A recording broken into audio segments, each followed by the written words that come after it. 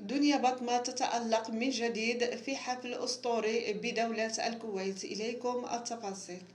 أطلت الفنانة المغربية دنيا بطمة مجددا على جمهورها من بوابات الخليج، حيث أحيت حفلا زفافيا مميزا في دولة الكويت مساء الخميس، في خطوة تعكس عودتها القوية إلى الساحة الفنية الخليجية بعد فترة غياب. وشاركت شقيقتها ومديرة أعمالها ابتسام بطمة مقاطع من أجواء الحفل عبر منصة التواصل الاجتماعي، أظهرت فيها تألق دنيا بطمة في أداء باقة من أشهر الأغاني الخليجية، وهو ما لاقى تفاعلا واسعا من جمهورها الحاضر.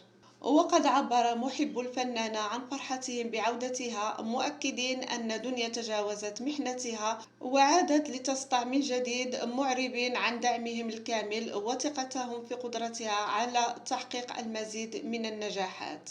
من جهتها عبرت ابتسام بطمة عن امتنانها الكبير لهذا التفاعل والدعم، وكتبت عبر حسابها على منصة الانستغرام: شكرا من القلب لكل من يدعمنا، وبوعدكم أن القادم سيكون أجمل.